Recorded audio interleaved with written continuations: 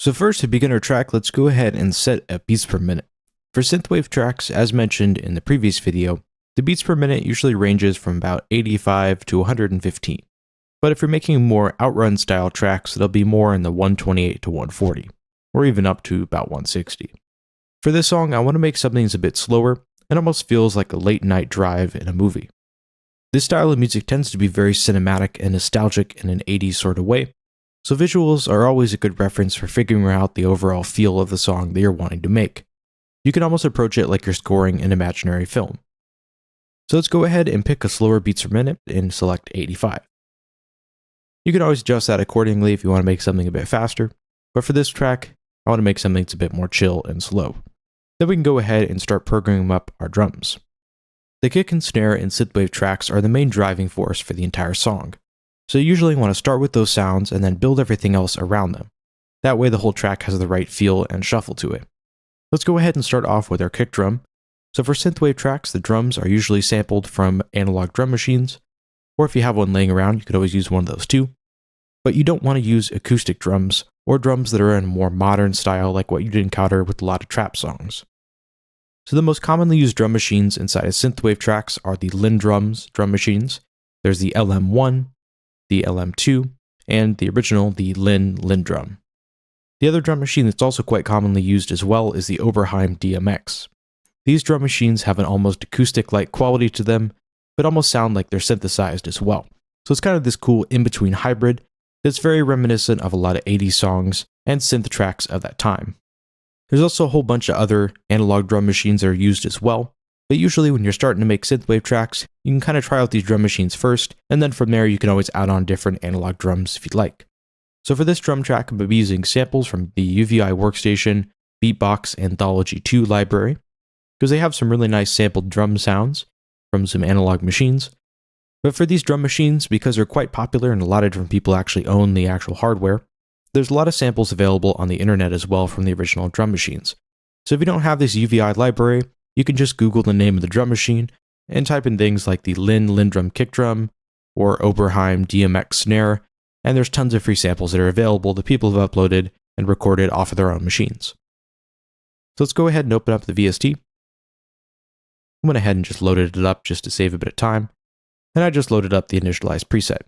The other thing that I want to do is just turn off the various effects, because we won't be needing them for these sounds. So normally I would use the kick drum from a Lin LM1 drum machine, but the ones inside this UVI library are a bit filtered down, and they don't have that sort of top-end punch that I'm looking for that the original samples tend to have. So what I'll be doing is taking the samples from the Kawaii R100 drum machine. This sounds exactly like a Lindrum. It's kind of a cheaper drum sampler that was available in the 80s that kind of took on the characteristic of Lindrum. So I'll be using the samples from that inside the UVI library.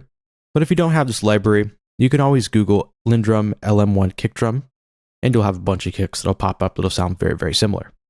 So the way this works is you have all of these different available drum machines, and they all have various different names that are sort of based on the actual hardware. So for example, this L9000 is going to be the Lindrum 9000, or the L drum is just the Lindrum. So what we're looking for is going to be in the Rs.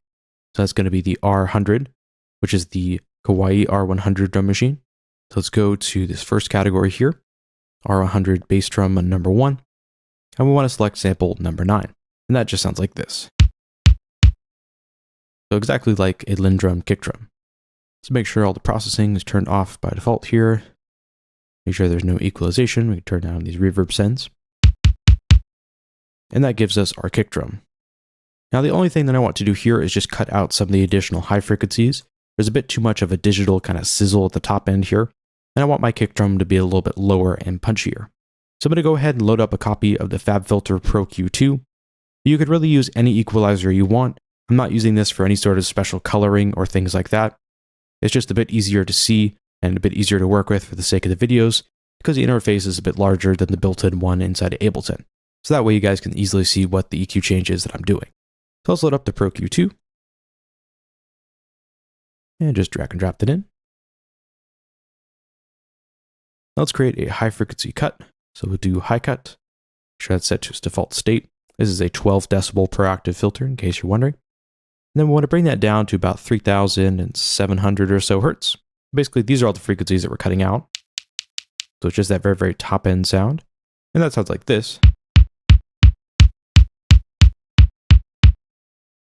The interesting side effect of cutting out these upper high frequencies is it makes the low end of the kick drum sound like it has a lot more bass.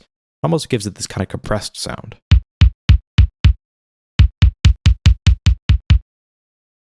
And it also gives us a bit more space for things like the snare and the synthesizer elements that we're going to add in a bit later. Now let's go ahead and create our snare drum sound. We'll just duplicate this over. We'll name that something like snare. Change over the auditioning here. Then we can remove the FabFilter Pro Q2. Swap it over to the snare drum. Then we could load in our sample. And the reason I'm doing these all in separate tracks is so I have a bit more control inside the mix. But you could always do them inside of one instance of the plugin if you'd like. So for this snare, we're going to be creating it in two different parts. The first sample will be the snare drum from a Lindrum drum machine, which is kind of this synthetic acoustic sounding snare that was quite popular in a lot of 80s tracks. It even makes its way into a lot of pop songs now as well. Still a very, very popular drum machine. Then we're going to be layering that with a classic synthesized tom sound from a Simmons drum machine. It was also quite popular during the 80s, which will give our snare this sort of synthetic feel that'll be quite cool. So let's load up that snare. So I have these snares selected here. Go ahead and go over to snares and go down to L drum. It's just going to be the Lindrum drum machine. I'm going to go down to snare number 4, and that sounds like this.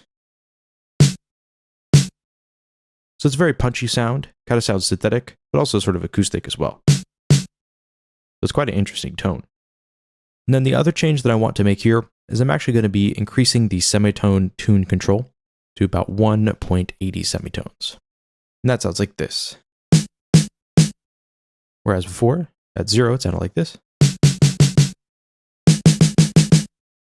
So this makes that snare a little bit punchier sounding, but it also helps it sort of blend melodically with the other elements that I'll be adding in a bit later. So feel free to tune your drum samples so that they match musically with the track that you're making. And then the other thing I want to do is just cut out some of the bass from the snare, because there's actually a lot of sub bass in here that we don't need.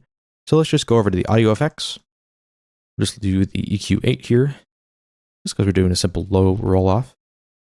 You can go ahead and roll that off, and I'll just turn off these other elements here just so we can kind of clearly see what we're doing. When I have that at 138, and that sounds like this. So it doesn't really audibly change the tone of the snare, but some of that sub bass that you can see on the spectrum analyzer gets cut out, which gives us a bit cleaner of a tone. Now let's go ahead and add in that synthesized tom drum sound. So we'll just copy that over one more time. Change the name over to synth tom, or actually something like snare layer, just so we know what we're working with. And then I'm actually going to turn off this equalizer. Go over here and go down to the tom drums here. And I want to make sure that there isn't any panning going on. So that way it's in the middle here. And then we can go ahead and load in that sample. We'll go here, go to toms. Then we're going to load in a sample from the Simmons SDS8 drum machine.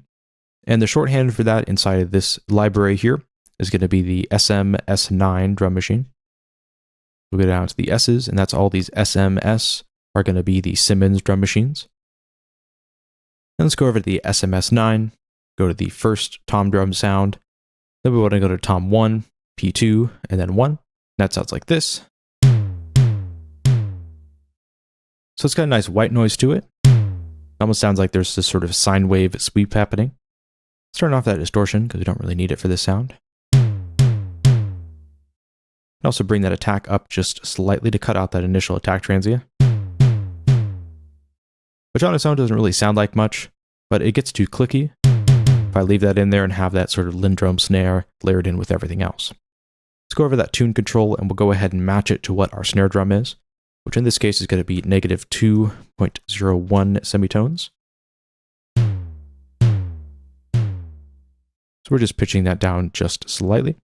Could turn off that high frequency shelf and also the reverb send just so we don't send any signal to our reverb. And that is the completed tom drum sound. Then from there we can go ahead and layer everything together and start creating our synthesized drum pattern. So let's go ahead and start off with the snares because that'll be the easiest part of this whole pattern. So let's create a 4-bar clip. Then I'll just hit Shift-Command-M to create a short MIDI clip here. Go down to the first octave, and we're going to go ahead and load in the note D1, which is where our snare is. Then we want to have that alternating on every other downbeat.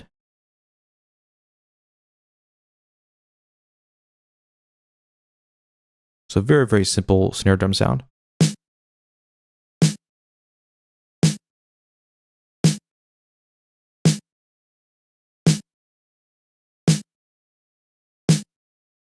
This is the synthwave drum pattern that you have on the snare drums. It's basically just the same thing repeating over and over. There's occasionally small drum fills at the ends of sections, but usually those are reserved for synthesized tom drums, which is what will provide the fill at the end of everything. The reason the snare drum pattern is so simple is because it gives this sort of everlasting driving feel to everything. The whole track feels like it's sort of endlessly looping back on itself and like it's going somewhere, but the track does never fully resolve, which gives you this very cinematic and very lush musical experience. And also it's kind of reminiscent of the way video game music on old arcade machines sort of endlessly repeated itself, which created these sort of endless musical sequences. So let's also take that and copy that down to the tom drum layer. And then we want to go ahead and change the note over to G1, which is where that tom drum sample is. That sounds like this together.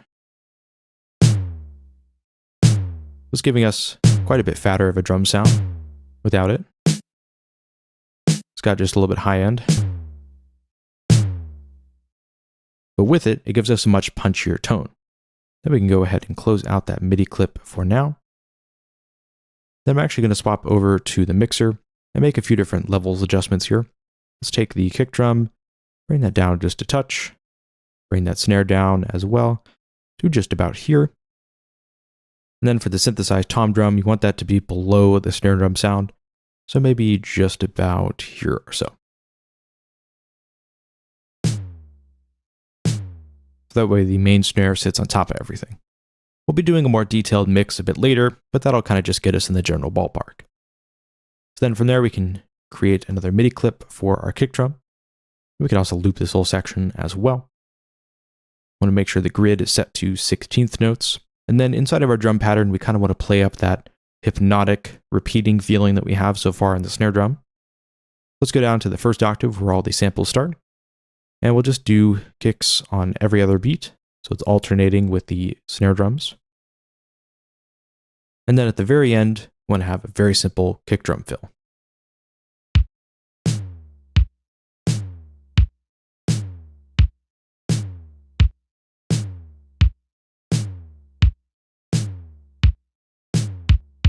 Actually, let's move that one more over. So that sounds like this. So it kind of gives us that fast kick drum at the very end of the note sequence. And then that is those drum patterns. We can just copy that over so we have a total of 8 bars, which is going to be how long our whole musical sequence is that we create throughout these videos before we go and arrange everything.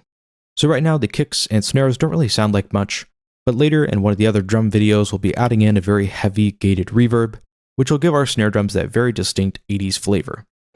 So even though this pattern is super simple, the simplicity of these drums will create this sort of hypnotic, everlasting feeling that you encounter inside of synthwave tracks, where everything feels like it's moving towards some sort of destination musically, and it kind of gives a listener this kind of longing feeling where they're sort of brought into the track, and then they're sort of taken along on this ride. So the next video will be moving on to some synthesized tom drum sounds to provide some rhythmic fills for the listener, just so things don't get too repetitive.